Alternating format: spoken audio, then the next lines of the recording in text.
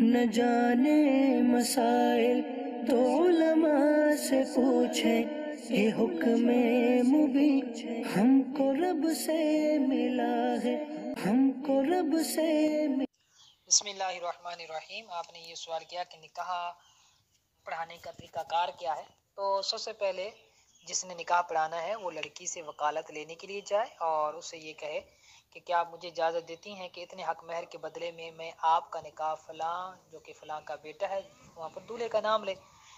فلاں کے ساتھ میں کر دوں۔ لڑکی اگر ہاں کہہ دے تو اس کے بعد نکاح کی مجلس میں آ کر نکاح کا خطبہ پڑھے، کیونکہ نکاح کا خطبہ نکاح سے پہلے پڑھنا مستحب ہے، ثواب ہے۔ پھر اس کے بعد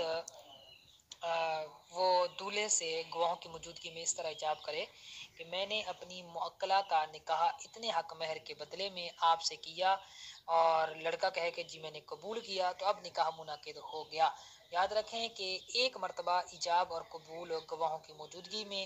ایک ہی مجلس میں کرنا یہ نکاح کے لیے ضروری ہے، اور 3 مرتبہ ایجاب و قبول جیسا کہ ہمارے ہاں ہوتا ہے یہ مستحب ہے، یہ ضروری نہیں ہے لیکن اچھا ضرور ہے، مستحب اور ثواب، باعث ثواب ہے۔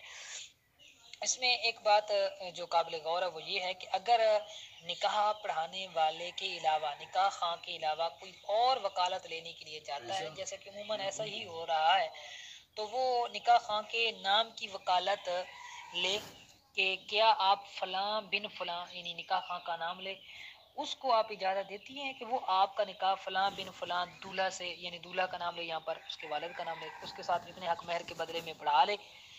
اور لڑکی اب اس کے بعد اجازت دے دے،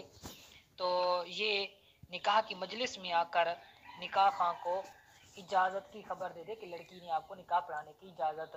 دے دی ہے۔ اب نکاح خواں دولہے کے ساتھ اس کا مذکورہ طریقے کے مطابق نکاح پڑھا دے تو نکاح منعقد ہو جائے گا۔ یا وہ اس طرح جو نکاح خواں کے علاوہ وکالت لینے کے لیے لڑکی کے پاس جاتا ہے تو وہ اس طرح وکالت لے کہ کیا آپ مجھے اجازت دیتی ہیں کہ میں آپ کا نکاح فلاں بن فلاں سے خود کر دوں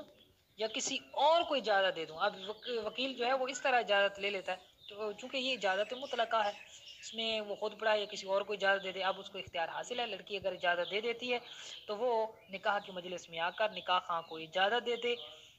اور پھر جو نکاح کہاں ہے جیسا کہ میں نے طریقہ کار عرض کیا اس کے مطابق وہ نکاح پڑھا دے تو نکاح منعقد ہو جائے گا۔ ہمارے ہاں ایک غلط رواج پڑا ہوا ہے جو کہ خلاف سنت ہے، غلط طریقہ ہے، وہ یہ ہے کہ ایک شخص لڑکی سے اجازت لے کر آتا ہے جسے وکیل کہا جاتا ہے، اور وہ لڑکی سے اجازت کیسے لیتا ہے کہ جناب میں جو ہے وہ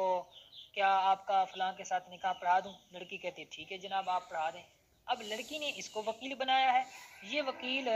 نکاح خواں سے جا کر کہہ دیتا ہے کہ میں آپ کو اجازت دیتا ہوں کہ آپ میری موکلہ کا نکاح اس اتنے حق مہر کے بدلے میں پڑھا دیں۔ تو یہ جو طریقہ ہے یہ بالکل غلط طریقہ ہے، خلاف سنت ہے، کیونکہ وکیل کو یہ اختیار ہی نہیں کہ وہ جس کام کے لیے اس کو وکیل بنایا گیا ہے وہ اس کام کے لیے کسی دوسرے کو وکیل بنا دے۔ اس نے تو خود پڑھانے کی اجازت لی تھی، اس نے اگلے کسی اور کو نکاح پڑھانے کی اجازت نہیں لی تھی، تو لہذا جو اس طرح نکاح کرتے ہیں تو اس کو نکاح فضولی کہا جاتا ہے، اور یہ پھر لڑکی کی اجازت پر موقوف ہوگا۔ اگر لڑکی رخصتی سے پہلے جو ہے وہ انکار کر دیتی ہے کہ میں اس رشتے سے راضی نہیں ہوں تو اس کو بالکل توڑ دینے کا اختیار حاصل ہے۔ اب اس کی اجازت 2 طرح سے ہو سکتی ہے، اس کو جب پتہ چلا کہ یہ نکاح فضولی ہوا تو وہ کہہ دے ٹھیک ہے میں اس نکاح پر راضی ہوں، اب بھی نکاح منعقد ہو گیا، یا وہ زبان سے تو نہیں کہتی لیکن فعلاً وہ رضامندی ظاہر کرتی ہے کہ رخصتی ہوتی ہے، اور رخصتی کے بعد وہ رضامندی کے ساتھ چل کر اپنے سسرال چلی جاتی ہے، تو یہ بھی گویا کہ اجازت ہے، تو لہٰذا ایسی صورت میں بھی نکاح منعقد ہو جائے گا، لیکن یہ خلاف سنت ہوگا۔ سنت کے مطابق جو طریقہ کار تھا وہ میں نے عرض کر دیا۔ واللہ اعلم ورسولہ اعلم عز وجل، وصلی اللہ علیہ وآلہ